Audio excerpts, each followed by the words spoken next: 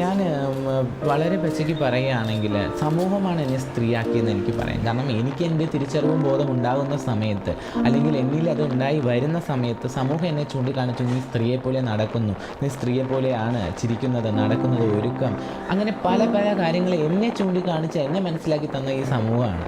അതെൻ്റെ കുടുംബക്കാരായിരിക്കാം, സ്കൂളിലുള്ള കുട്ടികളായിരിക്കാം, പുറത്തുള്ള ആൾക്കാരായിരിക്കും. ഈ സമൂഹം എന്നെ അടിച്ചേൽപ്പിച്ച് തുടങ്ങിയ ആ ഒരു കുറ്റത്തിന് ഞാനൊരു സ്ത്രീയാവാൻ ശ്രമിക്കുക.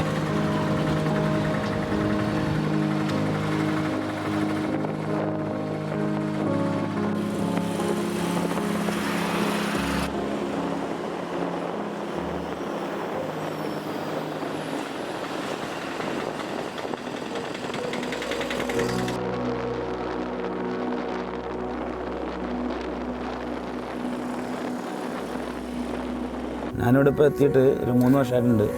നമ്മൾ വന്നപ്പോൾ തൊട്ട് ഇവരെ കാണുന്നുണ്ട്. ഇവർ എല്ലാവർക്കും ഒരു ശല്യമാണ്. വെച്ചാൽ ഇവരുടെ പുറകെ തന്നെ നേരം വെളുക്കുമ്പോഴത്തേക്കും കുറേ ചെക്കന്മാർ, അതായത് ഒരു 18 വയസ്സ് 20 വയസ്സുള്ള പിള്ളേർ 3-4 പേര് ഒരു വണ്ടിയിൽ കറങ്ങി നടക്കുന്നുണ്ട്.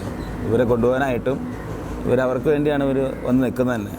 അതായത് ചെറിയ ചെക്കന്മാർക്കും പിന്നെ ഒരു 50 വയസ്സുള്ള ആളുകളേക്കാണ് ഇവർ കൂടുതലും താല്പര്യം. എന്നുവെച്ചാൽ വേറെ ഒരു 30-35 വയസ്സുള്ള ആൾക്കാരൊന്നും ഇവരുടെ അടുത്ത് അടുക്കലില്ല. ഞാൻ കണ്ടിടത്തോളം അങ്ങനെയാണ് സംഭവം. ഓട്ടോയിൽ ഓർഡറായിട്ട് കയറുന്നുണ്ട് ചില സമയത്തൊക്കെ, അല്ലാതൊന്നുമില്ല. ഇല്ലില്ല, അങ്ങനെ ശല്യങ്ങളൊന്നും നമുക്കൊന്നും ശല്യങ്ങളൊന്നുമില്ല. നമ്മൾ തന്നെ ഇവരെ കണ്ടു ഞാൻ നമ്മൾ മൈൻഡ് ചെയ്യില്ല, നമ്മൾ നമ്മുടെ പണിയെടുത്ത് പോവുക, അത്രേ ഉള്ളൂ.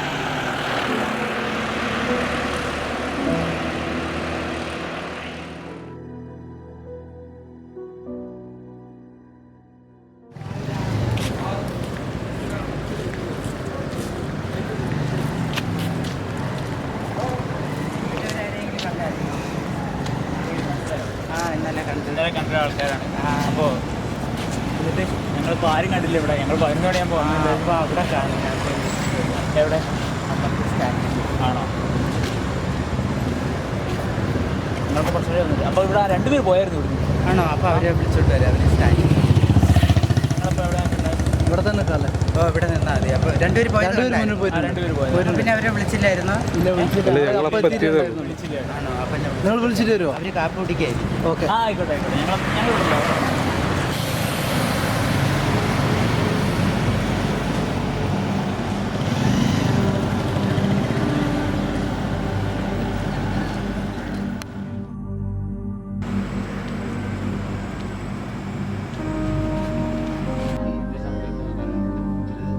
പൊതുവേ ആൾക്കാർ കുറവായിരുന്നു. ഇപ്പം ഒരുപാട് ആൾക്കാരുണ്ട്.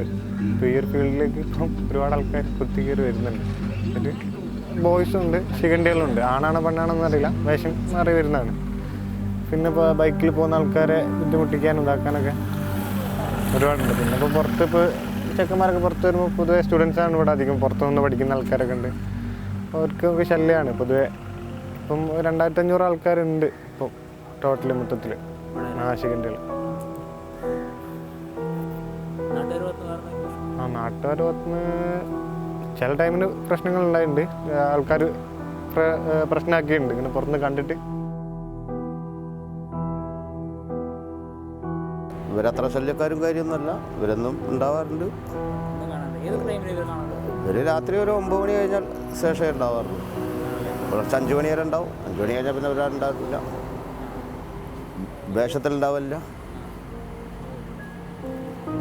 ഇവരങ്ങനത്തെ ഒരു കുഴപ്പക്കാരും കാര്യമൊന്നുമല്ല. ഇവരവരെ ജീവിതമായിട്ട് അവർ മുന്നോട്ട് പോകുന്നു.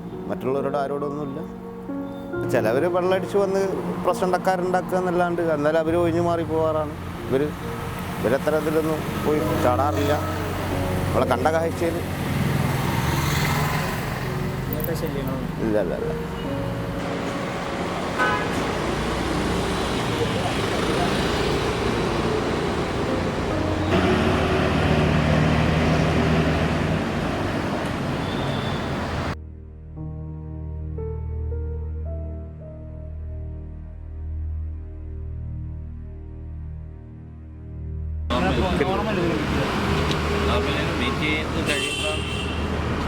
നിങ്ങളിപ്പം ഡ്രസ്സ് എന്ന് പറഞ്ഞാൽ നമ്മൾ പകലായാലും ഓൾറെഡി ലേഡീസിൻ്റെ ഡ്രസ്സ് തന്നെ ഉണ്ടാവും, സാരി ഒന്നും ഉണ്ടാവില്ല. നിങ്ങളൊരു പ്ലേസ് പറയുകയാണെങ്കിൽ ഞങ്ങൾ അങ്ങോട്ട് വന്നിട്ട് മീറ്റ് ചെയ്യാം, കുറച്ച് കാര്യങ്ങൾ ചെയ്യാൻ വേണ്ടിയിട്ട്. ഇതിലെന്തെങ്കിലും നമുക്ക് ബെനിഫിറ്റ് ഉണ്ടോ? ബെനിഫിറ്റ് ആയിട്ട് തന്നെ ചെയ്യാം. എങ്ങനെയാണ് അതിൽ ആദ്യം നിങ്ങളെ സൈഡിൽ നിന്നുള്ള കാര്യങ്ങൾ അറിയാം. ഞങ്ങൾക്ക് എന്തെങ്കിലും ഞങ്ങളൊരു ഇൻ്റർവ്യൂ ഒക്കെ ഞങ്ങളത് കൊടുക്കുമ്പോൾ ഞങ്ങൾക്ക് എന്തെങ്കിലും ബെനിഫിറ്റ് വേണോ? പല ആൾക്കാരും ഇങ്ങനെ ഇൻ്റർവ്യൂ ചെയ്തുകൊണ്ട് പോകും. അവസാനം നമുക്ക് പിന്നെ അതിനെക്കാട്ടി വെളിയിൽ ഇറങ്ങാൻ പറ്റാത്തൊരവസ്ഥയിലാണ്.